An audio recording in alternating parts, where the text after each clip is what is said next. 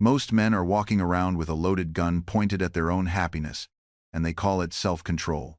You think you're protecting yourself by keeping your distance, by playing it cool, by never admitting she got under your skin. But here's the truth that'll set your teeth on edge. Your armor is your cage. Every wall you built to keep from getting hurt, it's the same wall, keeping out everything worth living for. And the tragedy isn't that you might get broken, it's that you're choosing to die uncracked. Now I know what you're thinking. You're thinking, Ben, what do you know about this? You were a printer, a diplomat, a man who flew kites in thunderstorms. What do you know about weakness? Brother, I know everything about it, because I lived it. And I'm here to tell you that the most dangerous lie you've ever swallowed isn't about women at all. It's about yourself. This video isn't about getting the girl or understanding women. 10,000 videos are promising you that, and you're still here, still searching, still feeling like something's off. Here's why. Because the actual problem isn't out there. It's the lie you've been carrying since before you could name it. The belief that your hunger for connection is a liability. Your desire to be soft sometimes makes you weak. That if she sees your uncertainty, your loneliness, your desperate need to matter to someone, she'll vanish like smoke. So you perform. You strategize. You act right. And in the process, you've become a stranger to yourself. What I'm offering isn't a technique. It's a mirror. In the next hour, we're going to dismantle the myth that your weakness is wanting women and reveal the truth. Your weakness is hiding from wanting anything at all. We'll explore why the strongest act you can commit is admitting you're not stone. Why the men who truly win in love aren't the ones who need nothing. They're the ones who've made peace with needing something. By the end, you won't have a formula. You'll have something rarer. Permission to be human. And the irony? That's when you become irresistible. Not because you've mastered the game, but because you've stopped pretending there is one. So let me take you back. Back to Philadelphia, 1730. I was 24 years old, ambitious as hell, and building something that mattered. My printing press was my everything. I'd wake before dawn, ink under my fingernails, paper dust in my lungs, and I'd work until my eyes blurred. I was hungry. Not for food, though I was often short on that too. Hungry for something bigger, recognition, success, a name that meant something. There was a woman. Of course, there was. Isn't there always? Her name was Margaret. She ran a paper supply shop 3 streets over from my print house. A widow, sharp as a tack. Had a head for numbers that put most merchants to shame. She'd inherited the business when her husband died, and instead of selling it off like everyone expected, she doubled it in size within 2 years. I'd go to her shop twice a week to buy paper stock. And brother, I performed. Every time I walked through that door, I became a different version of myself. Wittier, more accomplished. I'd drop mentions of my latest printing jobs, the important pamphlets I was working on, and the connections I was making with prominent men in the city. I'd quote Latin phrases I'd memorized just to sound educated. I'd tell jokes that I'd practiced in front of a mirror. She'd laugh. She'd engage. We'd talk about business, about the city, about ideas. And every time I left her shop, I felt like I'd won something. Like I'd successfully convinced her that I was someone worth knowing. This went on for months. And slowly, so slowly, I didn't even notice it happening. Those visits became the highlight of my week. I started dressing better on the days I knew I'd see her. Started planning conversations. Started lying awake at night, replaying our exchanges, analyzing them like a chess game. One evening, she invited me to dinner. A small gathering at her home, she said. Just a few friends. Good food. Better conversation. I accepted immediately, then spent the next 3 days in absolute terror. Terror disguised as preparation. I rehearsed stories. I planned impressive observations. I practiced my posture in windows as I walked by them. The dinner was beautiful. Candlelight, roasted chicken, wine that was probably too expensive for any of us. And I was on fire. Every joke landed. Every story captivated. I felt like I was conducting a symphony, and I was hitting every note perfectly. Margaret sat across from me, smiling, participating, but something was different. There was this quality to her attention that I couldn't quite name, like she was listening to something underneath my words. After dinner, as the other guests filtered out, she asked me to stay. To help her clear the dishes, she said. But when we were alone in her kitchen, hands in soapy water, she turned to me and asked a question that I can still hear in my bones to this day. She said, "Benjamin, when you're with me, where do you go?" I laughed. I thought she was being philosophical. I started to give her some clever answer about being present in the moment, about the nature of attention. But she put her hand on my arm, and the touch stopped me cold. She said it again. "When you're with me, where do you go? Because you're not here. You're somewhere else. Somewhere I can't reach you." I stood there, water dripping from my hands, and I had no idea what to say. For the first time in months, I had no prepared response, no witty comeback, no impressive observation, just confusion. She dried her hands on her apron and looked at me with something that wasn't quite pity but wasn't quite disappointment either. It was sadness, I think. She said, "You're so busy showing me how accomplished you are, how clever you are, how much you don't need anyone, that I have no idea who you actually are. And Benjamin, I'm tired of wondering." I tried to argue. I tried to explain. But she just shook her head. She said, "I can see you're building something important, your printing business, your reputation. And you'll probably succeed because you're smart and you work hard. But you're building it alone. Not because you have to, but because you've decided that needing anyone is weakness. And I can't love someone who's made that decision. I can admire them.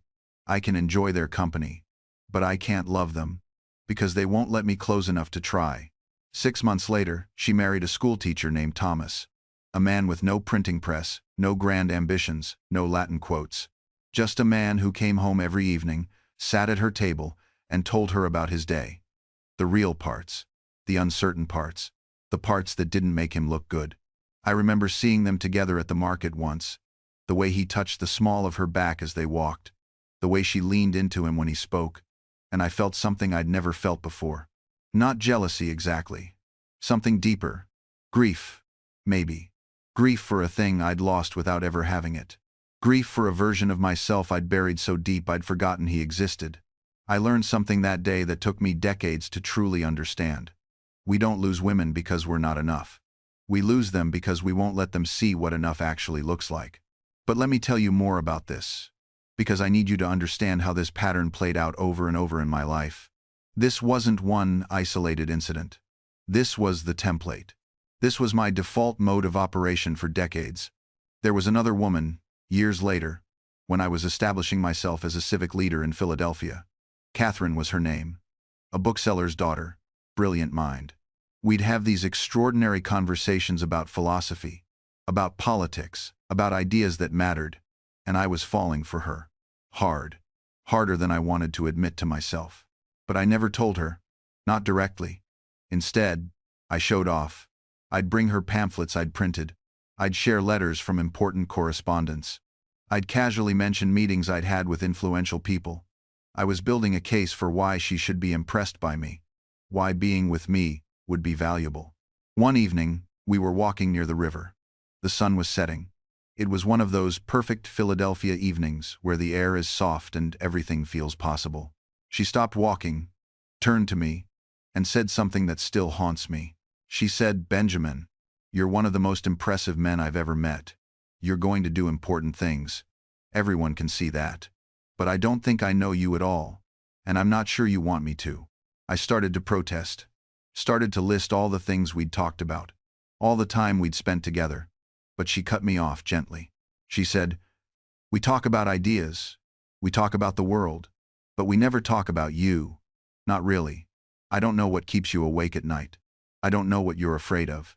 I don't know what you dream about when you're alone. I know Benjamin Franklin, the ambitious printer. I don't know Ben, the person underneath all that ambition." And then she said something that cracked me open. She said, "And honestly, I'm starting to think that maybe you don't know him either. Maybe you've been performing for so long that you've forgotten who you were before the performance started." She was right. God, she was right. But I couldn't admit it. Not then. So I deflected. I made some philosophical observations about the nature of identity, about how we're all performing various roles, about how the self is a construct.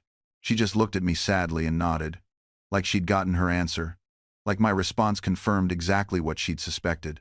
We drifted apart after that. She married a merchant. A man less impressive than me by every external measure. But I'd see them sometimes. At community gatherings. And she looked happy. Actually happy. Not impressed. Not awed. Just happy. Content. At ease. And that merchant? I talked to him once. Nice fellow. Nothing special, I thought at first. But then I realized something. When he talked about his wife, he didn't hide his affection. He didn't play it cool. He'd say things like, "I'm the luckiest man alive." Or, "I don't know what I did to deserve her." And he meant it. He wasn't embarrassed by his need for her. He wasn't protecting himself from vulnerability. And Catherine? She could feel that. She could feel genuinely treasured instead of strategically pursued. She could feel loved instead of being impressed by. That's what I couldn't give her. Not because I didn't feel it, but because I wouldn't show it. I thought that needing her, that letting her see how much she affected me, would give her power over me. It would make me vulnerable. It would put me in a position of weakness. So I stayed impressive, and stayed alone. But that wasn't the only time I confused armor for strength. Let me tell you about something else. Something I've thought about a lot in my later years. If I could write a letter to my younger self, to that 24-year-old boy with ink under his fingernails and fire in his belly, this is what I'd say. Dear Benjamin, you're going to be tempted to treat love like a negotiation, like a diplomatic mission, where the goal is to get what you want, while revealing as little as possible. You're going to think that the key to keeping someone is convincing them you don't really need them, that somehow your indifference will make you valuable. Let me save you some time. That doesn't work. I mean, it works in the short term. It keeps you safe. It protects you from being hurt. But safety isn't the same thing as living. And protection isn't the same thing as connection. You're going to spend years perfecting the art of being impressive, of walking into a room and commanding attention, of having the right answer, the clever observation, the winning argument. And you'll succeed. People will respect you. They'll seek your counsel. They'll put your words in newspapers and your face on currency. But here's what they won't tell you in all those years of success. Being admired is cold comfort when you're alone at night. Remember that experiment you're going to do? The one with the kite and the key in the thunderstorm? The one everyone's going to think is crazy? You're going to do that because you understand something fundamental. To harness the power of lightning, you have to be vulnerable to it. You have to stand in the storm, exposed, and let it strike. You can't capture electricity while insulated from its force. The same is true with intimacy. You cannot capture love's power while insulated from its strike. But you're going to try anyway. You're going to build these elaborate systems of protection. Wit as a shield, accomplishment as armor, independence as a fortress, and people will praise you for it. They'll call you self-sufficient, disciplined, and strong, and you'll believe them. You'll wear those labels like medals. But late at night, when all the printing presses are silent and all the important men have gone home to their families, you're going to sit alone in your study and wonder why success feels so much like loneliness. Why does having everything feel so much like having nothing? And the answer you won't let yourself see for years, is this. You've become so good at not needing anyone that you've forgotten how to let anyone in. I'd tell him about a specific moment. A moment I've replayed in my mind more times than I can count. I was having dinner with a woman, someone I cared about more than I wanted to admit. And she was talking about something that mattered to her, something she was worried about. And in the middle of her sentence, she reached across the table and put her hand on mine. Just rested it there, a gesture of connection, of vulnerability, of saying without words, "I want to be close to you." And I made a joke. I deflected with humor, because her touch made me feel something, and feeling something meant I was vulnerable, and vulnerability meant danger. So I cracked wise, got a laugh, and moved the conversation to safer territory. She pulled her hand back. Not dramatically, just quietly withdrew it. And something in her eyes shifted, like a door closing. Not slammed, just gently, sadly closed. I'd tell my younger self, that hand, that was everything. That was the moment. And you threw it away because you were more committed to being safe than to being honest. I'd tell him, your weakness is not that your heart opens. Your weakness is your certainty that you must close it to survive. You're going to have so many moments like that. Moments where someone offers you something real, and you'll respond with something clever. Moments where someone asks you what you need, and you'll say nothing because saying something feels like bleeding. Moments where someone gets close enough to see past your performance, and you'll retreat because being seen feels more dangerous than being alone. And each time, you'll think you're protecting yourself. You'll think you're being smart, strategic, and careful. But really, you're just scared. Scared that if they see the real you, the uncertain you, the lonely you, the you that doesn't have all the answers, they'll leave. So you leave first, not physically, but emotionally. You stay just close enough to feel connected, but just far enough to stay safe. And that distance, that careful, calculated distance, it becomes your cage. I'd tell him about the exhaustion, the bone-deep tiredness of maintaining the Franklin myth, of always being on, always being witty, always having the right observation, always being the wise old statesman, even when you just want to be a tired man who doesn't know what to do. I'd tell him about lying in bed at 60, 70 years old, successful beyond measure by any external standard, and feeling so profoundly lonely that it takes your breath away. Not because you're alone, but because you've spent so long being the person everyone else needed you to be, that you forgot who you actually were underneath it all. Let me paint you a picture of what that feels like. You're 72 years old. You're in Paris, representing your young nation in the most important diplomatic mission of your life. You're treated like a celebrity, invited to every salon, welcomed into the most exclusive circles. Brilliant people want your opinion. Beautiful women flirt with you. You're quoted in newspapers. You're successful by every measure society has. And you're lying in your bed at night, staring at the ceiling, and you feel nothing. Not sadness, exactly. Not even loneliness in the obvious sense. Just this profound emptiness. Like you've built this magnificent structure, but forgotten to put a house inside it. All facade, no foundation. All performance, no person. You think about the people you've known. The people who genuinely cared about you, not Benjamin Franklin the legend, but Ben the person. And you realize most of them are gone, dead, or drifted away, or given up on trying to reach you behind your walls. And the ones who remain? You're not sure they actually know you. You're not sure you've let them. I'd tell him about a night in Paris when I had a moment of such clarity, it felt like lightning. I was at a salon, performing as always, being witty, charming, and wise, old Franklin, and this young diplomat, earnest kid, maybe 25, came up to me with such genuine admiration in his eyes. He said, "Monsieur Franklin, you're my hero. The way you handle everything with such grace and wisdom, you never seem troubled by anything. It's like nothing touches you." And I should have been flattered. That's what I'd been cultivating my whole life. After all, that image of being above it all, untouchable, wise, untroubled. But instead, I felt sick, actually physically ill, because that kid was looking at me with such admiration for something that was killing me. He was celebrating my cage. He was aspiring to become what I'd become, a person so protected from feeling that he couldn't feel anything at all. I wanted to grab him by the shoulders and say, Don't do what I did. Don't spend your life building walls and calling it wisdom. Don't confuse emotional numbness with strength. Don't admire my performance. Pity it." But I didn't. I smiled, said something appropriately wise, and went back to being the character everyone expected me to be. I'd tell my younger self about a letter I found years later, tucked in an old book, a letter I'd started writing to my daughter but never finished. I was maybe 40 when I wrote it. The draft said, "I want you to know that your father loves you more than words can express. That you are the best thing I've ever helped create. Watching you grow has been the greatest joy of my life." But I never sent it. I found it decades later with a note I'd written to myself in the margin. Too sentimental, undignified. She knows I care. No need to say it.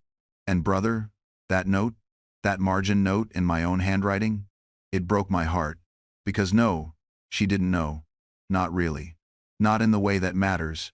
Because I never told her. Because I thought keeping my feelings to myself was strength, when really it was just cowardice disguised as wisdom. How many times did I do that? How many times did I feel something genuine and talk myself out of expressing it? How many moments of real connection did I sacrifice on the altar of maintaining my composed, impressive facade? I'd tell him, "The men you admire, the ones you think have it all figured out, they're lying too. Every one of them. They're all performing. They're all pretending they're stone when they're really flesh. And the ones who seem happiest? They're not the ones who've perfected the performance. They're the ones who got tired of performing and decided to risk being real. I'd tell him about the letter I received late in life from a woman I'd known decades earlier. A woman I'd kept at arm's length. Another casualty of my need to never need anyone. She wrote to tell me she was dying. Cancer. She had maybe 6 months. And in this letter, she said something that broke me open. She said, "Benjamin, I want you to know that I loved you. I genuinely loved you. And I knew you had feelings for me too. I could see it even though you hid it. But you never let me love you. You never permitted men to matter to you. And I spent years wondering what was wrong with me. Why I wasn't enough to break through your walls. But now, at the end, I realize it wasn't about me at all. You were just too afraid. And I want you to know I forgive you for that. But I also want you to know what you cost both of us." I'd tell my younger self, when you get that letter, it's going to feel like lightning striking you directly in the chest. And you're going to realize that all those years of protection didn't protect you at all. They just ensured that nothing got in. Not pain, sure, but also not love, not a real connection. Not the thing you were actually hungry for all along. I'd tell him, being desired is easy. Being impressive is easy. Being admired is easy. What's hard is being known. What's hard is letting someone see you on the days when you're not impressive, when you're confused and tired and don't have the answers. What's hard is admitting you need something, that you're not complete, that you're human. And I'd tell him this, when you finally let someone in, when you finally stop performing and just be, it's terrifying. Your hands shake, your voice cracks. Every instinct screams at you to retreat, to make a joke, to put the armor back on. But if you can stay there, exposed and uncertain, something miraculous happens. The world doesn't end. You don't dissolve. You just become real. And brother, being real is the only thing that was ever worth doing. Now, if you're still with me, you might be wondering, "That's lovely, Ben, but what does this actually mean? What's the principle underneath these stories?" Let me break it down for you. Here's the first thing you need to understand: the paradox of strength. Because everything you've been taught about strength is backwards. We're told that strong men need nothing, that they're self-sufficient, independent, unmoved by emotion or circumstance. The need for someone is a weakness. That vulnerability is a liability. The man who can go without is stronger than the man who cannot. And brother, that's not just wrong. It's poison. True strength isn't the absence of need. It's the courage to acknowledge it. Think about it. Really think about it. A man who says he needs nothing, is he strong? Or is he just afraid? A man who claims he's fine alone, always, no matter what, is he independent? Or is he just protecting himself from the risk of disappointment? The strongest men I ever knew, and I knew some genuinely powerful men who shaped nations and changed history, they had profound needs. They needed friendship, companionship, love, purpose, and meaning. They needed to matter to someone. They needed a connection. But here's the difference. They didn't collapse under those needs. And they didn't deny them. They acknowledged them. They said, "Yes, I need this. Yes, I want this. Yes, it would hurt to lose this." And then they stood upright anyway. They stayed present. They stayed honest. They let themselves be affected without being destroyed. That's a strength. Not the absence of need, but the courage to admit it and still function. Let me tell you about George Washington. You think of him as this stoic, unmovable figure, right? The father of the country. Stone-faced, disciplined, above human weakness. But I knew him. I served with him. And that man needed his wife Martha like he needed air. He wrote her letters constantly when they were apart. Letters that were tender and vulnerable and full of longing. He'd talk about missing her, about how camp life felt hollow without her, about how he carried her miniature portrait and looked at it before battles. Was he weak for that? Was he less effective as a general because he admitted he needed his wife? No, he was stronger for it, because he knew what he was fighting for. He knew why he wanted to survive. He wasn't fighting for abstract principles alone. He was fighting to get home to the woman who mattered to him. That's not a weakness. That's being human. And being human is what made him a great leader. But we don't tell that story, do we? We tell the story of Washington, the marble statue. Washington, the man above, needs. Because we're uncomfortable with need. We're scared of it.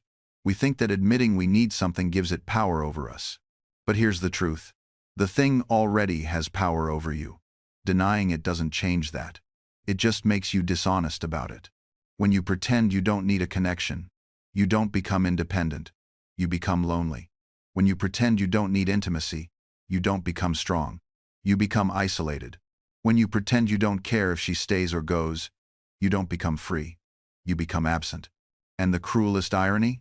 The very act of pretending you're above need makes you controlled by that need. Because now you're not just dealing with the need itself. You're dealing with the exhausting, constant effort of pretending it doesn't exist. Let me give you an example from my own life. There was a period when I was in France, as a diplomat, when I was absolutely obsessed with appearing above the fray. I was representing the new nation. I had to be dignified, measured, unaffected, so I cultivated this image of the wise, bemused American, charmed by everything, attached to nothing. But inside, I was desperately lonely. I was thousands of miles from home. I missed my daughter. I missed familiar streets and familiar faces. I was tired of being a symbol and wanted to just be a person. But I couldn't admit that. Not to the French aristocrats. Not to my fellow diplomats. Not even to myself. So I performed.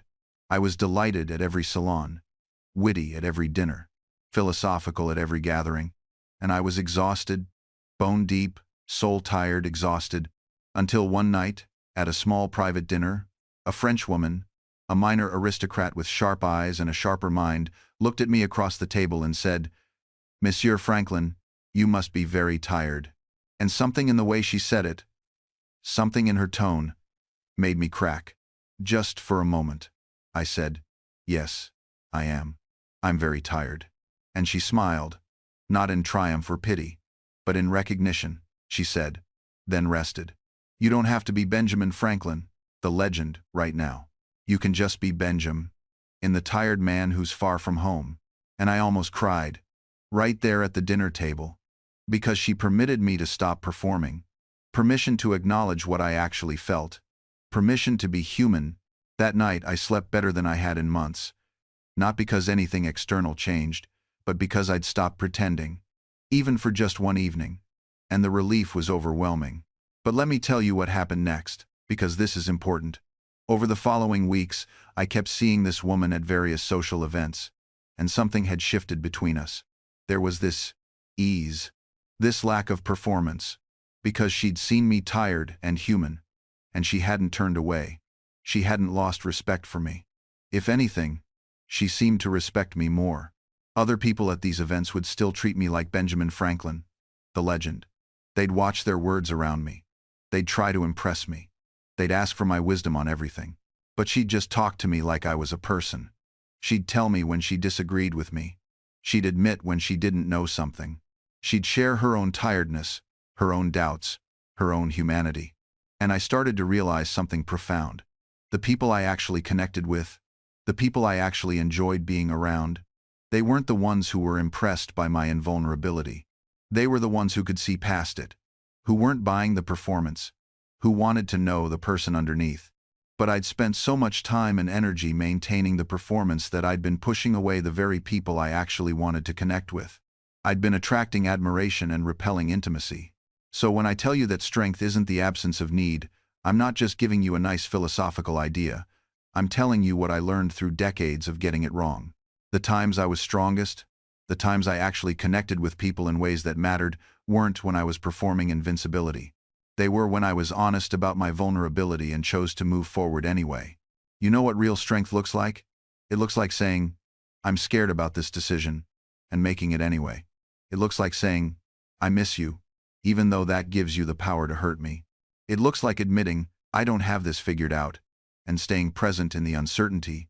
Fake strength looks like pretending you're never scared, never uncertain, never in need, and everyone can feel the difference, even if they can't name it. Fake strength creates distance. Real strength creates connection. Let me tell you about another man I knew. His name was Robert Morris, one of the financiers of the Revolution, brilliant with money. But personally, he was a mess. He'd openly admit he had no idea how to handle relationships. He'd tell you he was terrible at expressing emotion. He'd confess his fears and doubts to anyone who'd listen. And you know what? People loved him. Not admired him, though they did that too. Loved him. Actually loved him. Because he was real. Because there was no gap between who he was and who he pretended to be. Because his vulnerability made him accessible, made him human, made him someone you could actually connect with. I remember thinking, back then, that Robert was weak, that his constant admission of need and uncertainty made him less than. But I was wrong. He was stronger than I, because he dared to be known. And I had the cowardice to hide behind wisdom. So when I tell you that strength isn't the absence of need, I'm not speaking theoretically. I'm speaking from experience. The times I was strongest weren't the times I needed nothing. They were the times I acknowledged what I needed and kept moving anyway. You're not strong because you can go without. You're strong because you can admit what you cannot go without and still stand upright. Now let's talk about the performance trap. Because this is where most men get stuck. This is where you are right now, whether you know it or not. Every moment you spend performing enough is a moment you're not being yourself. And brother, that matters more than you think. Here's how it works. You meet someone, you like them, they seem to like you. But immediately, without even realizing it, you shift. You become a slightly different version of yourself. A more polished version. You emphasize the parts you think are attractive and minimize the parts you think are flaws. You tell stories that make you look good. You hide uncertainties. You perform with confidence, even when you're not confident. You act like you've got it all figured out, even when you're confused. And it works. The performance works. She's attracted to you. She likes this version of you. She wants to spend more time with you. But here's the problem. She's not falling for you. She's falling for your best impression of what you think she wants. And now you're trapped. Because if you drop the performance, will she still like you? If she sees the real you, the uncertain you, the you that sometimes doesn't have the answers, will she stay? So you keep performing. And it gets exhausting. Because you're not living your life anymore. You're impersonating someone living your life. You're your own tribute act. And every day, the gap between the performance and the reality gets wider. She thinks you're always confident, but you're not. She thinks you're always certain, but you're not. She thinks you never doubt yourself, but you do, all the time. So you hide more, you perform harder, and the whole thing becomes unsustainable. I watched this happen to a friend of mine in Philadelphia. Good man, talented craftsman, met a woman at church, fell absolutely head over heels for her. But he was convinced that his actual self wasn't good enough, so he became someone else around her. He borrowed books he never read so he could leave them casually visible in his home when she visited. He pretended to like music he found boring because she mentioned liking it. He told stories about successes and left out the failures. And she fell in love with him, with the person he was pretending to be. They married within a year, and within 2 years, he was miserable. Because he was still performing. Every day, he had to maintain the illusion. He couldn't relax. Couldn't let his guard down.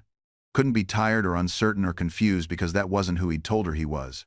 One night, over drinks, he confessed to me. He said, "Ben, I'm exhausted. It's like I'm on stage every moment I'm with her. And I love her. I genuinely love her. But I don't think she loves me. I think she loves someone who doesn't exist." I asked him why he didn't just tell her the truth. Just drop the act and see what happens.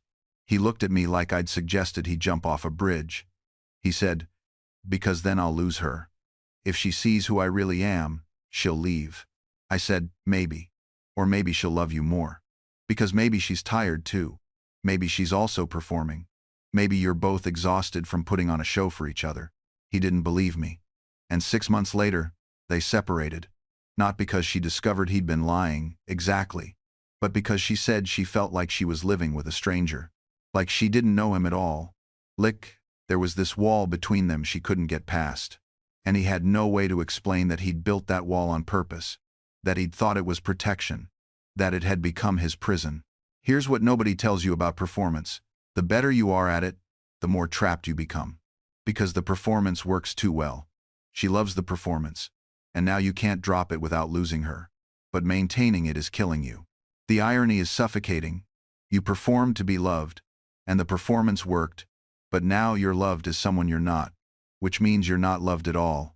Not really. Not in the way that actually satisfies the hunger. Let me tell you about another aspect of this trap that's even more insidious. It's what I call the escalation problem. When you start performing, you set a baseline. This is who I am, you're saying through your actions. I'm always this confident, this accomplished, this together, and she believes you. Why wouldn't she? That's all you've shown her. But life doesn't cooperate with performance.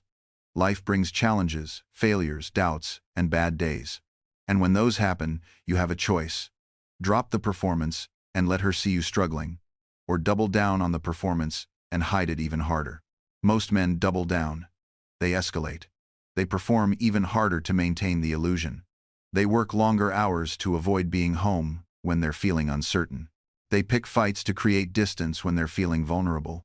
They withdraw into silence when they're struggling rather than admitting they're struggling. And each time you escalate, the gap between performance and reality gets wider. The amount of energy required to maintain the illusion grows, and the fear of being discovered grows with it. I watched this destroy a marriage once. A friend of mine, a brilliant scientist, is married to a woman he genuinely loves. But from day one, he performed. He was always the strong one, the certain one, the one with the plan. She loved that about him, felt safe with him. Then he had a professional failure. A major one.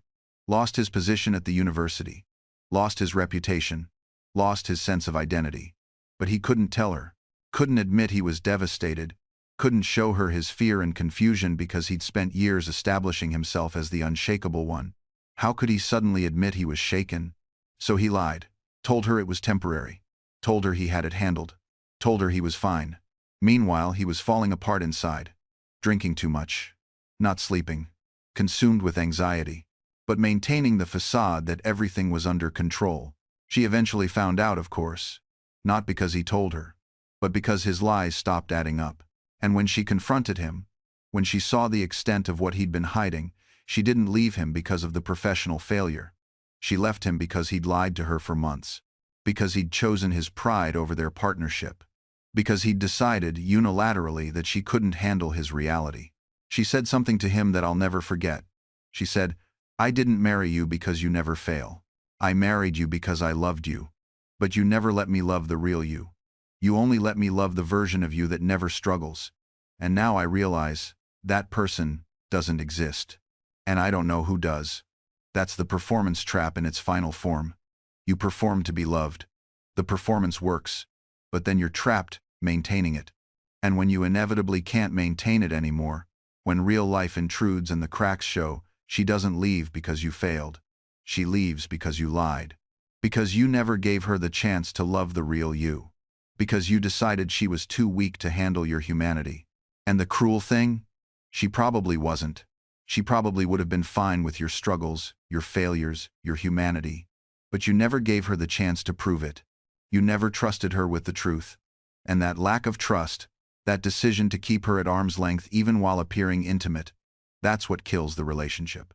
I did this, more times than I care to admit. I'd meet someone, feel something real, and immediately start curating myself, editing out the boring parts, emphasizing the interesting parts, creating a highlight reel instead of showing the full footage. And women would be charmed. They'd be attracted, they'd pursue me. But I always felt hollow, because I knew they didn't know me. They knew Benjamin Franklin, the character I played. They didn't know Ben, the man who was tired and confused and often had no idea what he was doing. Let me tell you about one specific time this really hit me. I was maybe 50, and I'd been seeing a woman for about 6 months. Lovely person, kind, intelligent, genuinely seemed to care about me. But I was performing the whole time, being the impressive, accomplished Franklin she seemed to want. One night, I was at home, and I'd had a terrible day. Multiple problems with the printing business, a political setback, just one of those days where everything goes wrong, and you feel like you're barely holding it together. She came by unexpectedly, and when she walked in, I immediately shifted, put on the mask, started being charming, witty, and Franklin. But she stopped me, put her hand on my arm and said, "Ben, what's wrong?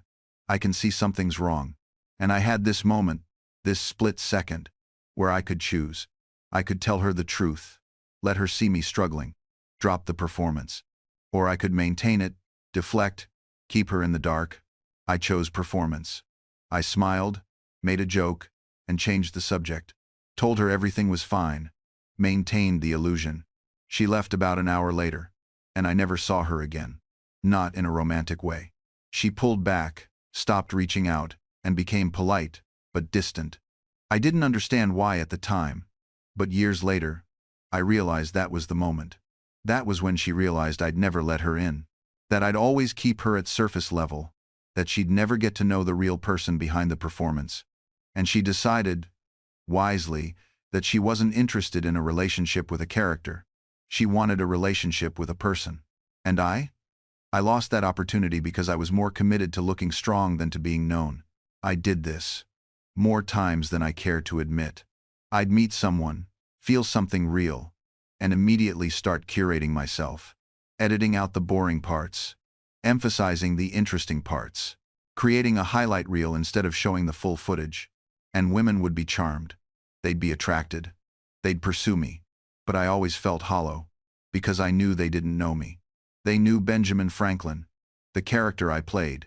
They didn't know Ben, the man who was tired and confused and often had no idea what he was doing. There was one woman, in my later years, whom I almost broke through with. Almost.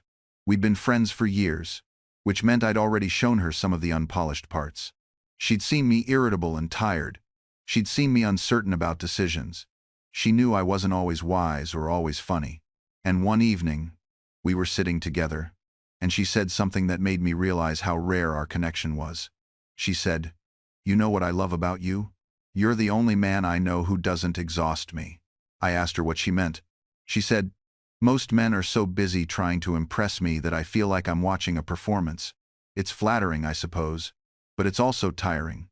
I'm always wondering who they really are. But with you, I already know. You're just Ben. Sometimes brilliant, sometimes foolish, always human. And I can breathe around you." And brother, that hit me like a hammer. Because she was right. I'd stopped performing around her, not because I'd made some conscious decision, but because we'd been friends long enough that the performance had naturally fallen away. And the result? She could breathe. She felt at ease. She knew me, so she didn't have to wonder, or guess, or analyze. But I'd spent decades doing the opposite with everyone else, performing constantly, and then I wondered why my relationships felt hollow.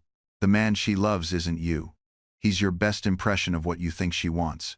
And brother, that role will kill you before the applause dies down. So let's go deeper. Let's talk about the hunger you're not naming. Because this is the core of it all. This is what's actually driving everything. Your weakness for women? It's not about women. It's about what women represent. It's about what you're actually hungry for. We think we want sex, and we do. We think we want validation, and we do. We think we want companionship, affection, and pleasure, and we do. But underneath all of that, underneath every desire and every action, there's something deeper. You want to be seen as you are and not turned away. You want to matter to someone. You want your existence to be significant to another human being. You want someone to look at you, really look at you, past all the performance and all the armor, and say, "Yes, you. I choose you." That's the hunger. And brother, it's not weakness. It's being human. But we're terrified of that hunger, because admitting it makes us vulnerable. Admitting we need to matter to someone means that someone has the power to make us feel like we don't matter. Admitting we want to be seen means someone might look at us and not like what they see. So we bury it. We tell ourselves we just want casual fun. We tell ourselves we're just looking for physical satisfaction. We tell ourselves we don't need anyone, we're just choosing to be with someone. But that's not true. Not completely. The need to matter to another person is one of the deepest human needs we have. It's not romantic. It's not even primarily sexual. It's existential. It's about knowing that our presence in the world makes a difference to at least one other consciousness. Think about it. When you're pursuing a woman, what do you actually want? You want her attention, sure, her attraction, yes. But more than that, you want to be special to her. You want to be the person she thinks about when she wakes up. The person whose message makes her smile. The person whose presence changes the quality of her day. You want to matter. And there's nothing weak about that. But we've been taught to treat it like it is. We've been taught that needing to matter makes us needy, that wanting to be special makes us desperate, that hoping someone will choose us makes us pathetic. So we hide it. We act casually. We play it cool. We pretend we're just passing time, just seeing where things go, just keeping our options open. But underneath, we're desperate to know if we matter. We're constantly scanning for signs. Does she text back quickly? Does she seem interested? Does she prioritize us? We're obsessively trying to figure out if we're significant to her, while simultaneously pretending we don't care. And brother, that's exhausting. The mental energy it takes to hide your actual needs while trying to get those needs met without admitting you have them, it'll drain you dry. I remember a period in my life when I was seeing several women casually. I told myself I was being sophisticated, European, enlightened. No messy attachments, no painful needs, just mutual pleasure and good company. But every night, I'd lie awake and wonder which one of them, if any, would genuinely miss me if I disappeared. And that wondering, that kept me up more than anything else in my life. Because underneath all my sophisticated detachment, I was desperately hungry to matter to someone, to be missed, to be thought of, to be chosen. But I couldn't admit that. Not to them, not to myself. Because admitting it felt like admitting failure. Like admitting I wasn't as above it all as I pretended to be. So I starved, not physically, but emotionally. I starved myself of the thing I actually needed, while gorging myself on substitutes that left me emptier than before. Let me tell you what that starvation looks like in practice, because I think you need to recognize it in yourself. You collect attention instead of connection. You rack up matches on dating apps but never let anyone get close. You have surface-level interactions with lots of people but deep conversations with no one. You're surrounded by people who know about you but not people who know you. You mistake validation for significance. She finds you attractive? That's nice, but it doesn't mean you matter to her. Does she enjoy your company? That's pleasant, but it doesn't mean your presence is essential to her day. She laughs at your jokes? That's flattering, but it doesn't mean she sees you. You confuse access with intimacy. You're sleeping with someone, so you tell yourself that's a connection. But sex without emotional honesty is just elaborate masturbation. You're using each other's bodies to avoid the vulnerability of actually letting someone in. I know this because I did all of it. For decades. And I can tell you exactly what it feels like. It feels like being hungry at a feast. There's abundance everywhere, but nothing actually satisfies. There's plenty of attention, but you're starving for significance. There's a physical connection, but you're dying for emotional recognition. Let me tell you about a specific moment when this became crystal clear to me. I was in London, maybe 60 years old, successful beyond anything I'd imagined as a young man, famous, respected, connected to important people across 2 continents. And I was at a party, surrounded by people who wanted to talk to me, to be seen with me, to have Benjamin Franklin's attention. And in the middle of this party, surrounded by all these people, I had this moment of such profound loneliness that I had to step outside to breathe. Because I realized, all these people knew Benjamin Franklin. They knew my reputation, my accomplishments, my public persona, but none of them knew me. Not really. Not in any way that mattered. If I disappeared tomorrow, they'd miss Benjamin Franklin, the useful contact, the interesting dinner guest, the famous American, but they wouldn't miss me. Because they'd never known me. And whose fault was that? Mine. I'd spent decades cultivating Benjamin Franklin the character and hiding Ben the person. I'd starved myself of real connection while gorging myself on public attention. And now I was successful and connected and utterly alone. Standing outside that party, I thought about the people in my life whom I actually wanted to see. The people whose company actually fed me instead of just distracting me from my hunger. There were maybe 3 of them. 3 people out of hundreds who knew me well enough that I could let my guard down around them. 3 people I'd let pass the performance. And even with those 3, I wasn't fully known. Even with them, I was still performing to some degree, still hiding parts of myself, still protecting my image. I thought, is this it? Is this what success looks like? Being known by everyone and understood by no one? Having countless acquaintances and no one who really knows what keeps you up at night? And I realized, the hunger I'd been trying to satisfy with accomplishment and recognition and public success, it couldn't be satisfied by any of that. It could only be satisfied by being known, actually known, seen, witnessed, recognized not for what I'd done but for who I was. And brother, I'd spent my whole life running from exactly that, because being known meant being vulnerable, and vulnerability meant risk, and risk meant potentially being seen and rejected. And that was the thing I couldn't handle. That was the fear underneath everything. So I starved rather than risk it. I collected substitutes rather than admitting what I actually needed. I became famous rather than becoming known. And let me tell you, fame is cold comfort when you're alone with yourself at night. All the accomplishments in the world don't fill the hole that comes from never letting anyone see you. You're not weak for wanting to matter to someone, you're human. The weakness is in starving that part of yourself and calling it discipline. Here's what I want you to understand. That hunger, when you finally acknowledge it, when you finally name it honestly, it doesn't control you anymore. You stop being reactive. You stop scanning constantly for signs of significance. You stop performing for approval because you've admitted what you want, which means you can be honest about whether you're getting it. When you hide your hunger, you can't satisfy it, because you can't ask for what you won't admit you need. So you drop hints. You manipulate situations. You try to get people to give you what you need without having to ask for it. And sometimes it works, but it never satisfies. Because getting something you maneuvered for doesn't feel the same as getting something freely given. But when you name your hunger, when you say, I want to matter to you, not to just anyone, but to you specifically, something shifts. You become clear, direct, honest, and yes, vulnerable, terrifyingly vulnerable. Because now she can say no. She can say, you don't matter to me in that way. And that would hurt. But at least you'd know.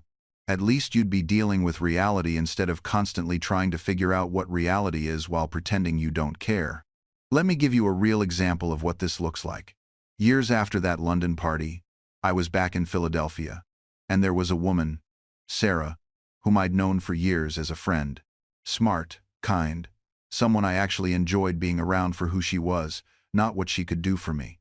And one evening we were having dinner, just the two of us, and I realized, sitting there, that she was one of maybe 5 people in the world with whom I felt I could be real with, who I didn't have to perform for. And that realization made me feel something I hadn't felt in years. Actual affection. Not strategic interest. Not calculated attraction. Just genuine warmth for another human being. And without thinking it through, without planning it, I just said it. I said, Sarah, you matter to me. More than most people do. And I wanted you to know that. Simple, direct, no performance. No strategic reason for saying it, just honesty. She looked at me with surprise. And then she smiled, and it was such a genuine smile. She said, that means a lot to me, Ben. You matter to me, too. That's it. That was the whole exchange. But brother, I walked home that night feeling lighter than I had in years, because I'd named the hunger. I'd admitted that someone mattered to me. I'd been vulnerable, and the world hadn't ended. She hadn't rejected me, or thought less of me, or pulled away. She'd just received it, appreciated it, and reciprocated it. And I realized, this is what I'd been missing. This simple, honest acknowledgement of mattering to each other. No games, no manipulation, no hiding, just truth. The hunger isn't the problem. Hiding the hunger is the problem.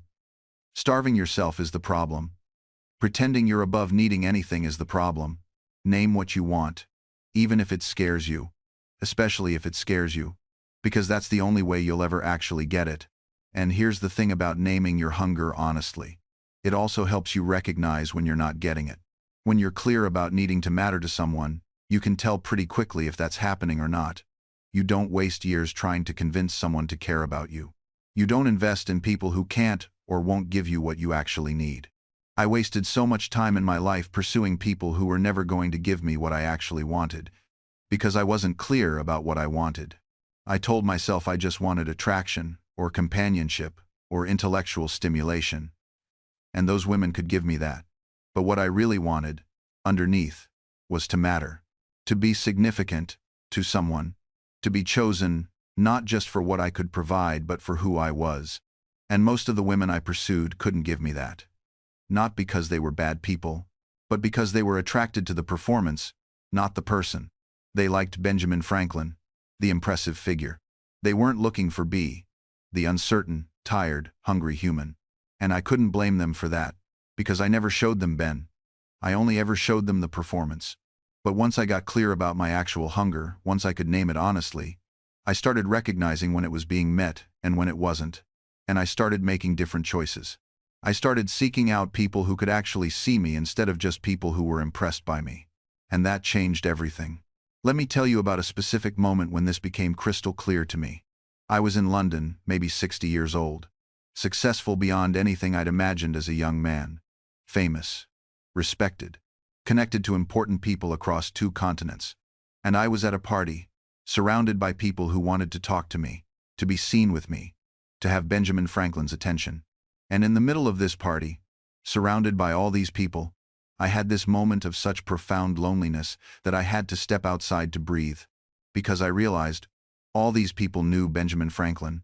They knew my reputation, my accomplishments, my public persona, but none of them knew me.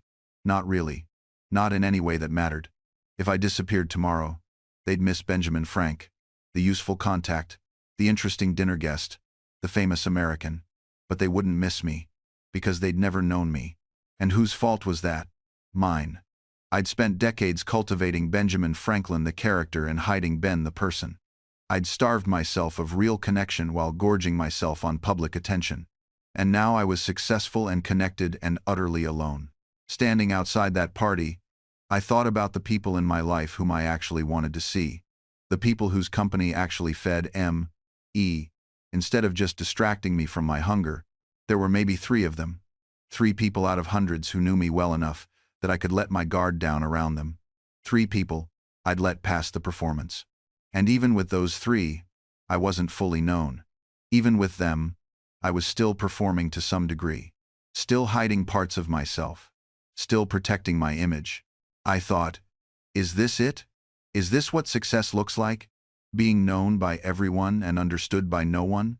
Having countless acquaintances and no one who really knows what keeps you up at night? And I realized the hunger I'd been trying to satisfy with accomplishment and recognition and public success, it couldn't be satisfied by any of that. It could only be satisfied by being known, actually known, seen, witnessed, recognized not for what I'd done but for who I was. And brother, I'd spent my whole life running from exactly that. Because being known meant being vulnerable, and vulnerability meant risk, and risk meant potentially being seen and rejected. And that was the thing I couldn't handle. That was the fear underneath everything. So I starved rather than risk it. I collected substitutes rather than admitting what I actually needed. I became famous rather than becoming known. And let me tell you, fame is cold comfort when you're alone with yourself at night. All the accomplishments in the world don't fill the hole that comes from never letting anyone see you. You're not weak for wanting to matter to someone. You're human. The weakness is in starving that part of yourself and calling it discipline. Here's what I want you to understand. That hunger, when you finally acknowledge it, when you finally name it honestly, it doesn't control you anymore. You stop being reactive. You stop scanning constantly for signs of significance. You stop performing for approval. Because you've admitted what you want, which means you can be honest about whether you're getting it.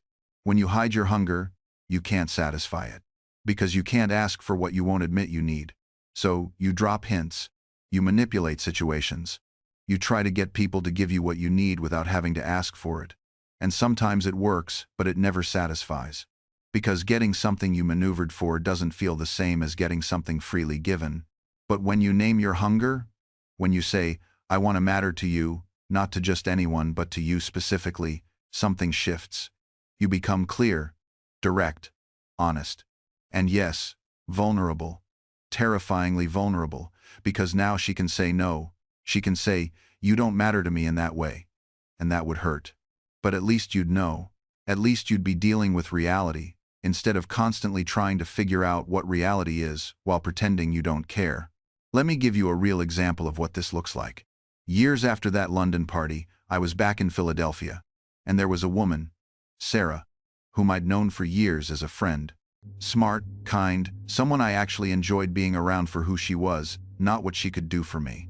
And one evening, we were having dinner, just the 2 of us, And I realized, sitting there, that she was one of maybe 5 people in the world with whom I felt I could be real, who I didn't have to perform for.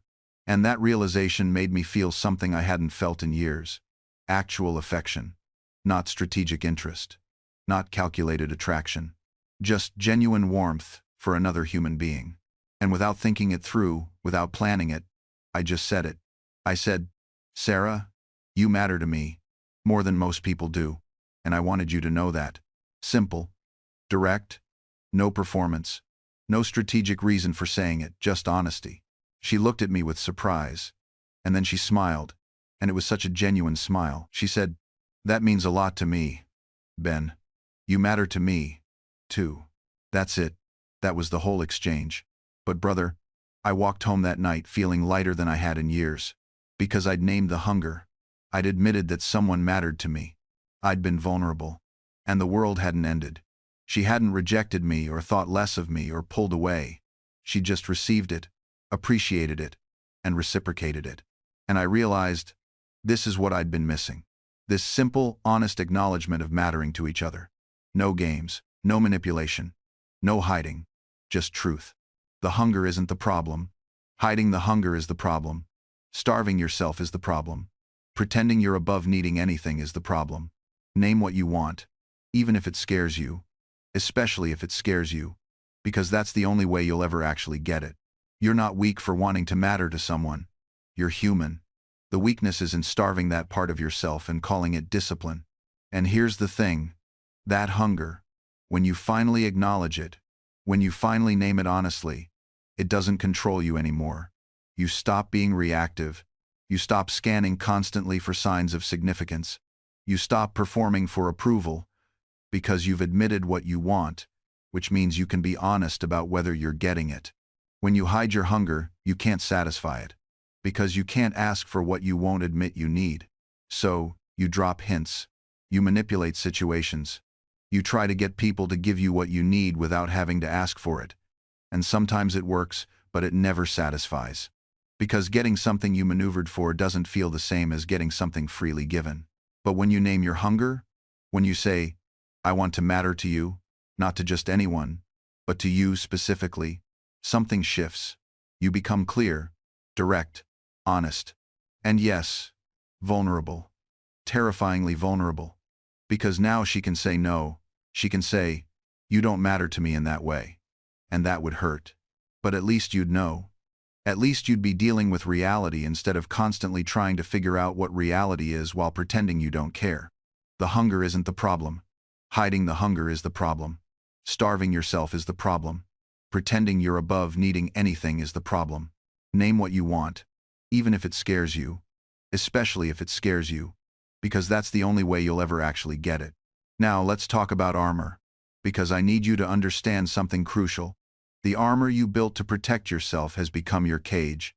When you were young, you learned to protect yourself emotionally. We all do. Maybe you got hurt. Maybe you trusted someone, and they betrayed that trust. Maybe you showed vulnerability and got mocked for it. Maybe you expressed a need and got rejected. So you adapted. You built defenses. You learned not to show too much, not to want too much, not to need too much. You learned to be cool, detached, untouchable. You learned that the less you cared, the less you could be hurt. And it worked. The armor worked. You stopped getting hurt as much. You stopped being vulnerable to disappointment. You developed this protective shell that kept the pain out. But here's what nobody tells you about armor. It doesn't discriminate. It keeps everything out. Not just the pain, the joy too, the connection, the intimacy, the love, all of it. The same walls that protect you from heartbreak also prevent closeness. You built these defenses when you were young, when you were weak, when you couldn't handle the full force of emotional pain. And that was probably the right thing to do then. But you're not that person anymore. You're stronger now, you can handle more, but you're still wearing armor designed for a much more vulnerable version of yourself. It's like wearing a suit you outgrew decades ago. It doesn't fit anymore. It restricts your movement. But you've worn it so long you don't even notice it's there. Until you try to reach for something and realize you can't. Until you try to embrace someone and find there's a rigid barrier between you. Let me tell you about my defenses. My primary armor was wit. When things got too emotional, too real, too close, I'd make a joke. I'd deflect with humor. It was effective. People would laugh, the tension would break, and I'd stay safe behind my clever words. But there were moments, crucial moments, when that defense cost me everything. I remember a woman I cared for deeply. She was going through something difficult, a family tragedy, and she came to me, seeking comfort. She sat across from me, tears in her eyes, and she started to open up about her grief. And I made a joke. Not a cruel one, not an inappropriate one, just a gentle, witty observation designed to lighten the mood. To ease the heaviness in the room, she stopped mid-sentence, looked at me, and I could see it in her eyes. The door is closing. She'd offered me her grief, her vulnerability, her need for comfort, and I deflected it with humor. She never came to me like that again. We remained friendly, but something fundamental had shifted. She'd learned that I wasn't safe for her real feelings, that I'd always turn them into performance. That I couldn't just sit with her in the heaviness. And she was right. I couldn't. Because sitting with heavy emotion without deflecting it required me to feel it too. And feeling it meant being vulnerable. And vulnerability meant the armor coming off. And I couldn't let that happen. So I lost her. Not all at once, but gradually. She pulled back, found other people to confide in, and I stayed safe behind my wit, alone. The armor becomes the cage. The strategies that once protected you now imprison you. Cool detachment keeps you safe from hurt but also keeps you safe from warmth. Stoicism protects you from pain, but also prevents you from feeling joy. Busyness shields you from loneliness but also makes intimacy impossible. Conquest gives you validation but leaves you empty. Every protection mechanism you've built is now the thing keeping you from what you actually want. And the cruel part? You probably don't even know you're doing it. The defenses are so automatic, so habitual, that they feel like just who you are. You think, this is my personality. I'm just independent, who doesn't need much, who's good at being alone. But that's not personality. That's armor. And armor is heavy. You've been carrying it so long that you think the weight is normal. But it's not. You're exhausted for a reason. Let me tell you about the other defenses I used, because I bet you'll recognize some of them in yourself. Intellectualization. When emotions got too intense, I'd analyze them instead of feeling them. I'd turn feelings into philosophical discussions. Someone would say they were hurt, and I'd launch into an exploration of the nature of suffering.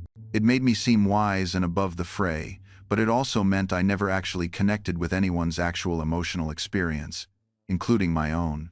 I remember my daughter once trying to tell me she was struggling with something.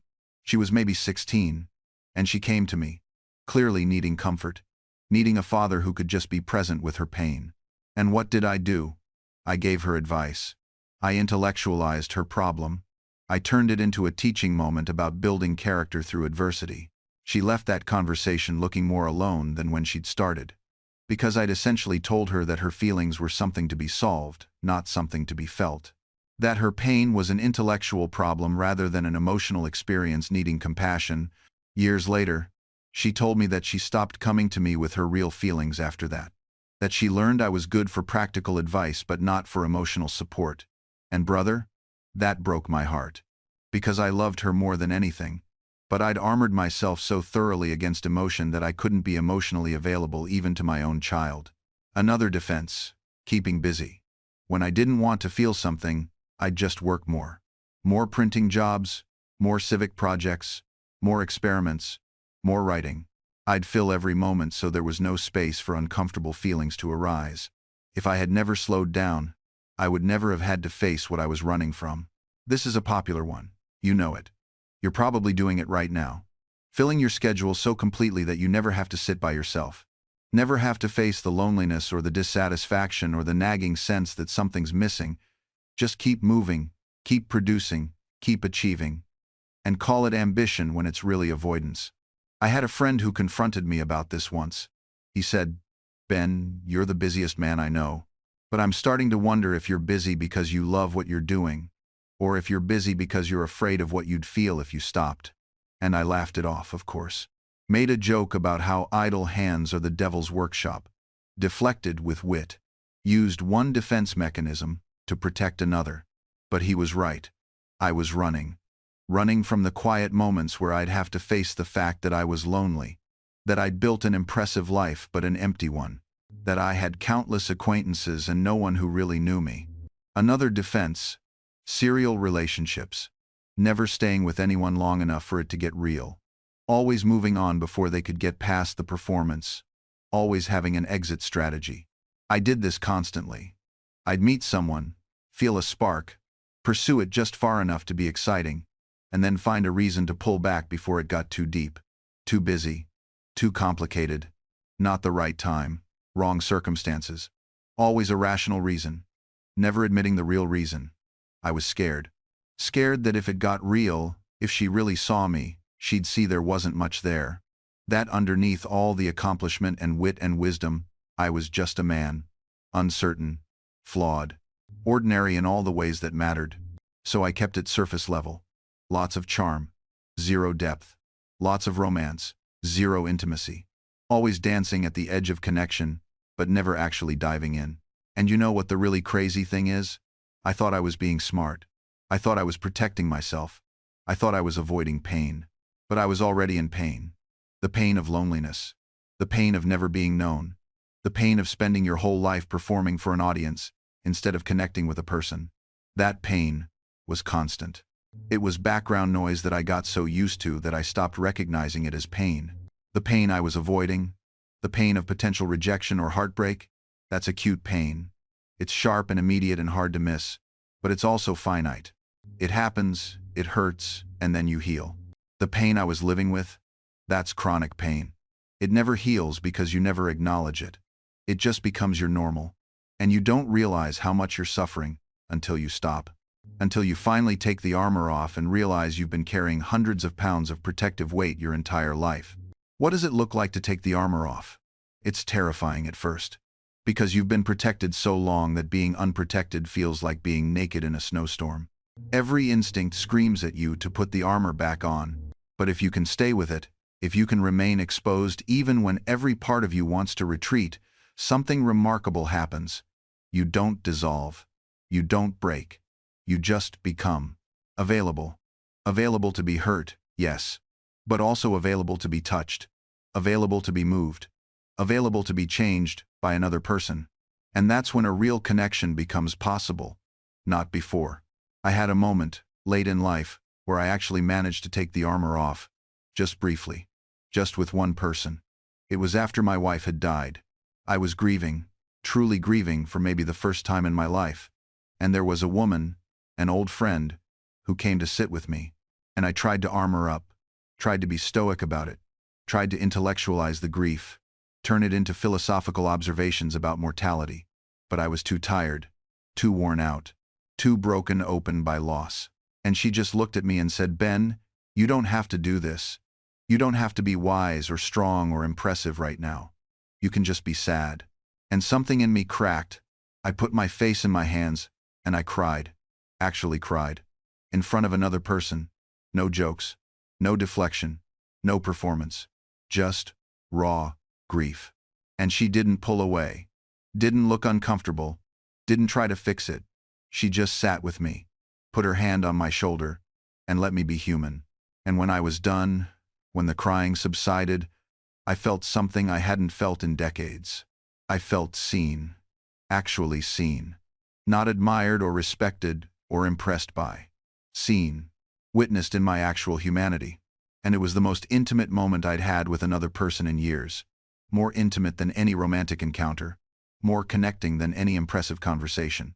Because I'd been real. I'd dropped the armor. And she'd stayed. That's what I'm trying to tell you. The armor you forged to survive boyhood doesn't fit the man trying to love, and you'll have to choose which one you want to be. You can keep the armor. Keep being impressive and invulnerable and always in control, and you'll be safe. But you'll also be alone. Truly, profoundly alone. Surrounded by people who know your name but not your heart. Or you can take the armor off. Slowly, carefully, with people who've proven themselves safe. And yes, you might get hurt. Probably will get hurt. But you'll also get something you can't get any other way. You'll get to be known. Actually known. Seen. Witnessed. Connected to. And brother, being known is worth the risk of being hurt. Every single time. What does it look like to take the armor off? It's terrifying at first. Because you've been protected so long that being unprotected feels like being naked in a snowstorm. Every instinct screams at you to put the armor back on. But if you can stay with it, if you can remain exposed even when every part of you wants to retreat, something remarkable happens. You don't dissolve. You don't break. You just become available. Available to be hurt, yes, but also available to be touched. Available to be moved. Available to be changed by another person. And that's when a real connection becomes possible. Not before. The armor you forged to survive boyhood doesn't fit the man trying to love, and you'll have to choose which one you want to be. Now let's talk about what women actually want. Because I think you've been lied to about this. Or maybe you've lied to yourself. Either way, it's time for some truth. You think women want confidence. And they do. Sort of. But not the kind of confidence you're performing. Not the kind where you pretend you're certain about everything and never doubt yourself. That's not confidence. That's insecurity disguised as confidence. Real confidence includes doubt and keeps moving anyway. You think women want success, and they do, sort of. But not because they want your money or your status. They want success because it suggests you're capable of building something, of following through, of having purpose. But success without presence is just a trophy. And you can't be intimate with a trophy. You think women want dominance. And some do. Sort of. But what they actually want is someone who can hold their ground, who has a center, who isn't constantly shape-shifting to please them. They want someone solid enough to push against. That's different from dominance. That's selfhood. But here's what women actually want. The thing that's underneath all the other things. They want someone real enough to be affected by them. Think about that. They don't want the man who needs nothing. They want the man brave enough to admit, "You've affected me. You've gotten under my skin. You matter to me. I'm not the same after knowing you." They want someone who can be moved, who can be touched, who can be changed. Because that's proof that they matter, that their presence makes a difference, that they're not just decoration in your already complete life. The man who acts completely unaffected, who's totally cool no matter what, who's never fazed, never moved, never changed. That's not attractive. That's lonely. Because being with him means nothing you do matters. You can't touch him. You can't affect him. You're just a supporting character in his one-man show. Women don't want the man who needs nothing. They want the man brave enough to say, "I don't need just anyone, but I need you." There's a massive difference there. Needing nothing makes you invulnerable but also unreachable. Needing someone specifically makes you vulnerable, but also present. And presence, brother, presence is what intimacy requires. I learned this late, too late in some cases, but I learned it. There was a woman, late in my life, whom I'd been dancing around for months. We'd have these long conversations, these moments of connection. But I'd always pull back before things got too real. Always maintain my distance. Always keep my armor on. One night, after a particularly deep conversation, she looked at me and said, "Benjamin, do I matter to you?" It was such a direct question. Such a vulnerable question. She was asking for the truth. She was risking rejection. She was saying, "I need to know if I'm significant to you or if this is just a pleasant conversation." And every instinct I had screamed at me to deflect, to make a joke, to say something vague and non-committal, to stay safe. But I was tired. So tired of performing. So tired of armor. So tired of being alone in rooms full of people. So I told the truth. I said, "Yes, you matter to me. More than I want to admit. More than is probably wise. You've affected me in ways I didn't expect and can't control. And that terrifies me." Her face changed, softened. She reached out and touched my hand. She said, "Good, because you matter to me too." And I was starting to think I was the only one feeling it. That moment, that simple admission of mattering, it created more intimacy than all my clever conversations had created in months. Because I'd finally let her affect me. I'd finally admitted she'd gotten past my defenses. I'd finally shown up as someone real instead of someone impressive. That's what they want. Not perfection. Not certainty. Not dominance. They want reality. They want the man underneath the performance. They want someone brave enough to say, "You've moved me, and I'm not sure what to do with that. but I'm willing to figure it out with you. Being affected isn't powerless, it's alive. Indifference is already death. You've been working so hard to seem unaffected, to play it cool, to never let them see that they've gotten to you. But that strategy, it's keeping you from the very thing you want. Because if she can't affect you, if she can't touch you, if she can't move you, then being with you is just empty. There's no there there. Let yourself be affected. Let yourself be changed. Let yourself admit that she matters and show it. That's not a weakness. That's courage. That's what creates an actual connection instead of just performance. She doesn't want the man who needs nothing. She wants the man brave enough to say, I don't need just anyone, but I need you. Now we get practical. Because philosophy is beautiful, but philosophy without application just stays in your head. And we need to get this into your life, into your body, into your daily reality. So let's talk about what you can actually do. Starting tomorrow morning. First thing, the morning honesty ritual. This is simple, but it's not easy. Every morning, as soon as you wake up, before you check your phone or do anything else, I want you to write one honest sentence about what you're feeling. Not what you think you should feel. Not what would be impressive to feel. Not what makes you look good. What you actually feel. Right now, I feel anxious because I don't know if I'm making the right choices with my career. Right now, I feel lonely even though I was with friends last night. Right now, I feel excited about something, but also scared to admit I want it. One sentence. That's it. You can use a notebook, your phone, whatever, but write it. Don't just think it. Write it. Here's why this matters. Most men have completely lost touch with their actual emotional experience. You've spent so long performing what you think you should feel that you don't even know what you actually feel anymore. You're disconnected from yourself. And if you're disconnected from yourself, you can't offer authentic presence to anyone else. You can't be real with someone if you don't know what real feels like for you. The first week you do this, it's going to be hard. You're going to sit there, pen in hand, and realize you have no idea what you feel. You'll want to write something generic. Something safe. I feel fine. I feel good. I feel ready for the day. Resist that. Dig deeper. There's something underneath fine. There's something underneath good. Find it. Even if it's uncomfortable. Even if it makes you feel weak or uncertain or vulnerable. Right now, I feel scared that I'm wasting my life. Right now, I feel resentful about obligations I agreed to. Right now, I feel desperate for someone to see me. Write it. Don't judge it. Don't fix it. Just acknowledge it. Just see it. Just recognize that this is part of your experience, not the edited version you show everyone. Over time, something remarkable happens. You start to recognize your actual emotional patterns. You start to notice what triggers certain feelings. You start to develop emotional literacy. You start to actually know yourself, instead of just performing a version of yourself. And when you know yourself, when you're connected to your experience, you can show up authentically with other people. You can say, I'm feeling anxious about this.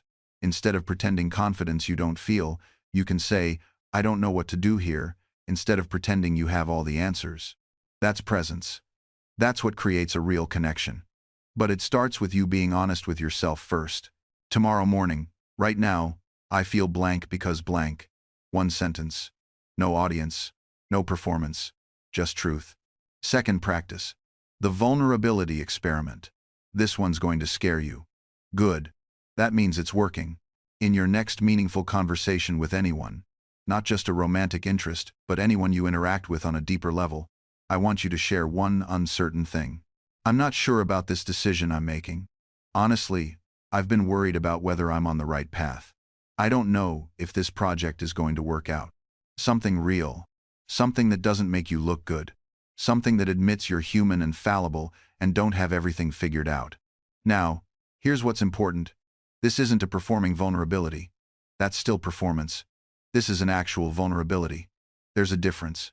Performing vulnerability is when you share something calculated to create a certain response. You share a weakness that's actually humble bragging. You admit to a struggle that makes you look noble. You're still controlling the narrative. You're still managing how you're perceived. Actual vulnerability is when you share something uncertain without knowing how it will be received. You share something that actually makes you feel exposed. You admit to something that could change how they see you. You're not controlling anything. You're just being real and hoping for the best. That's terrifying. Your heart will race. Your voice might shake. Every instinct will tell you to retreat, to make a joke, to take it back, to clarify that you're not really uncertain, you're just being philosophical. Don't. Stay with it. Let the vulnerability hang in the air. Let them respond. See what happens. Here's what you might discover. Most people will lean in. Most people will appreciate the honesty. Most people will feel safer around you because you've shown that it's okay to not have everything together. Some people will pull back. Some people aren't comfortable with real emotion or real uncertainty. And that's valuable information. That tells you who's safe and who isn't. That tells you who can handle the real you and who can only handle the performance. And yes, sometimes she'll pull back. Sometimes your vulnerability will make her lose attraction. And I know that's your fear. I know that's why you've been performing all this time. But brother, if your vulnerability repels her, you've just learned something crucial. She wasn't attracted to you. She was attracted to your performance. And that relationship would have been exhausting and hollow and ultimately unsatisfying. So you've actually saved yourself years of misery. But more often, she'll lean in. She'll appreciate that you're real. She'll feel permission to be real too. She'll stop performing as much. And suddenly you're building something based on actual people instead of carefully curated versions. This week, share one I don't know. Share one I'm not sure. Share one I'm worried about. Watch what happens when you stop having all the answers. Third practice, the need naming exercise. This one requires you to sit down, get quiet, and be brutally honest with yourself. Complete this sentence 10 times. In a relationship, I need blank, because blank. Not what you think you should need. Not what would make you look low maintenance. Not what sounds reasonable or sophisticated. What you actually need. In a relationship, I need consistent communication because radio silence makes me anxious, and we spiral into assuming the worst. In a relationship, I need physical affection because touch is how I feel connected, and then without it, I feel lonely even when we're together. In a relationship, I need someone who challenges me because I get bored easily, and I need mental stimulation to stay engaged. Whatever it is, write it. Be honest. Be specific. Be unapologetic. Here's why this matters. Most men have no idea what they actually need. They've spent so long trying to seem low maintenance, trying to seem like they're fine with whatever, not be demanding, that they've lost touch with their actual requirements for satisfaction. So they enter relationships hoping their needs will be met without ever articulating what those needs are. And then they're confused and resentful when those needs aren't met. But how could they be? She's not a mind reader. And you're not even consciously aware of what you need. You've buried it so deep under what you think you should need that you can't find it yourself. This exercise forces you to excavate, to dig up what you've buried, to name what you've been afraid to name. And here's what you might discover. Some of your needs will feel shameful. Some will feel needy. Some will feel like too much. Good. That means you're being honest. That means you're getting to the real stuff underneath the performance. Write them all. Don't judge them. Don't rationalize them. Don't explain them away. Just acknowledge them. These are my actual needs. Now, some of these needs are going to be negotiable. Some are going to be preferences rather than requirements, but some are going to be non-negotiable. Some are going to be essential for you to feel satisfied in a relationship. And once you know that, once you're clear about what you actually need, you can communicate it. You can say, hey, I need this to feel connected. Can you offer that? Is that something you're willing and able to provide? And she can say yes or no. And if she says no, you haven't failed. You've just discovered incompatibility early instead of years down the line. Needs aren't demands. Needs are information about your design. Knowing what you need doesn't make you needy. It makes you self-aware. And self-awareness is the foundation of healthy relationships. Write it. In a relationship, I need blank. Because blank. 10 times. No judgment. Just honesty. Fourth practice. The armor inventory. This is where you start to become conscious of your defenses. Identify 3 ways you protect yourself in intimate situations. 3 ways you armor up. 3 ways you retreat from vulnerability. Do you deflect with humor when things get too real? Do you change the subject when emotions run high? Do you withdraw and go quiet when you're feeling something intense? Do you pick fights to create distance when you're feeling too close? Do you busy yourself with work when intimacy is demanding too much? Do you intellectualize feelings instead of actually feeling them? What's your pattern? What's your go-to defense mechanism? Once you identify it, start watching for it. Don't try to change it yet. Just notice it. Just catch yourself in the act. Oh, there I go. She just shared something vulnerable, and I immediately made a joke. There's my armor. There I go again. I'm feeling something intense, and I just changed the subject to something safe. There's my defense. Just notice. Just see the pattern in action, because you can't change what you can't see.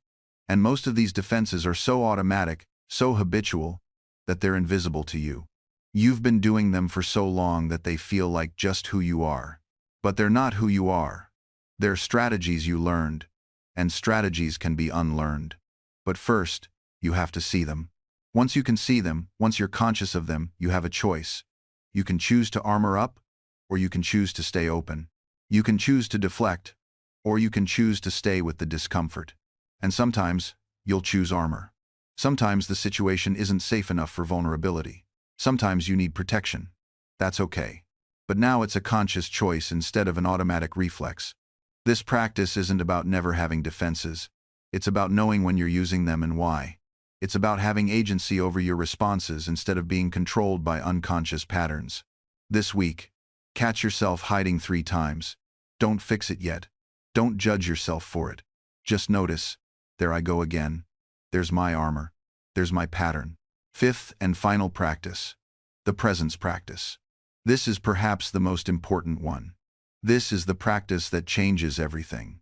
In your next conversation with someone you care about, focus on being with them rather than doing things right. Let me explain what I mean. Most of the time, when you're in conversation, especially with someone you're attracted to or care about, you're not actually present. You're performing. You're calculating. You're thinking about what to say next. You're monitoring how you're coming across. You're analyzing their reactions. You're trying to be interesting, impressive, funny, smart. You're having a conversation. But you're not being in conversation. Presence is different. Presence is when you let go of all that calculation and just be with the person. Just listen. Just respond honestly. Just follow the natural flow without trying to control where it goes. It feels vulnerable because you're not controlling anything. You're not steering toward impressive moments. You're not avoiding awkward pauses. You're not performing at all. You're just there, available, open, present. Here's how to practice it. Next time you're talking with someone, notice when you're calculating your next line. Notice when you're rehearsing what to say while they're still talking. Notice when you're more focused on being interesting than on actually listening. When you notice it, come back. Come back to just listening. Come back to just being there. Let there be pauses. Let there be silence. Stay present in the uncertainty instead of rushing to fill every space with impressive words. This is hard. Your mind will want to take over. Your performer will want to step in. The silence will feel uncomfortable. You'll want to say something, anything, to break the tension. Resist. Stay present. Let the pause exist. Let the uncertainty exist. Stay with them in it, instead of trying to fix it or fill it. What you'll discover is this: real connection happens in those pauses. Real intimacy happens in the silences. The moments between impressive statements are actually where people feel each other most clearly. She'll feel the difference, even if she can't name it. She'll feel that you're actually with her instead of performing for her.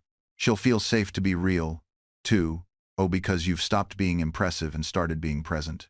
Being interesting versus being interested. Showing up versus showing off. Performance versus presence. Next conversation. Listen more than you speak. Let there be pauses. Stay present in the uncertainty. Feel the difference. These 5 practices are not complicated. But they're also not easy. They require you to go against years of conditioning, years of performing, years of hiding. But if you do them, if you actually do them consistently, something shifts. You start to reconnect with yourself. You start to show up authentically. You start to build relationships based on reality instead of performance. And that's when everything changes. Not because you've learned some new technique, but because you've stopped pretending to be someone you're not. So, where does this leave us? We started with a belief. A belief so deep you probably didn't even know it was there, that your weakness is wanting women. That your hunger for connection, for intimacy, for mattering to someone, that's the flaw, that's the problem, that's what makes you vulnerable. And we've torn that belief apart. We've looked underneath it. We've examined it from every angle. And what have we found? Your weakness isn't wanting women. Your weakness isn't your hunger for connection. Your weakness isn't your need to matter to someone. Your weakness is your fear of wanting anything at all. Your weakness is the performance you've built to hide that hunger. Your weakness is the armor you wear that's become your cage. Your weakness is pretending you're stone when you're actually flesh. Your weakness is dying uncracked because you're too afraid of being broken. The performance, the armor, the calculated distance, the cool detachment, none of it protects you. It just ensures that nobody, including you, ever meets the man beneath it all. It ensures that you live your entire life as an impersonator of yourself. It ensures that every relationship you have is with someone who loves a version of you that doesn't exist. And brother, that's not protection. That's prison. The transformation I'm offering you isn't learning how to want less. It's not learning how to need nothing. It's not learning how to be above desire or beyond vulnerability. Those are all just more armor, more performance, more ways of hiding. The transformation is learning to want honestly, to let yourself be moved, to admit when someone matters, to show up as the uncertain, hungry, hopeful human you actually are instead of the untouchable statue you've been pretending to be. Because here's the truth that nobody wants to tell you. The version of you that needs nothing, that man is already dead. He's not living. He's just avoiding death by avoiding life. The man who can be moved, who can be touched, who can be changed by another person, that man is alive. Vulnerable, yes. At risk of being hurt, yes. But alive. Actually living instead of just surviving. And you have to choose. Right here, right now. You have to choose which one you want to be. Do you want to be safe, untouchable, protected by armor and distance and performance?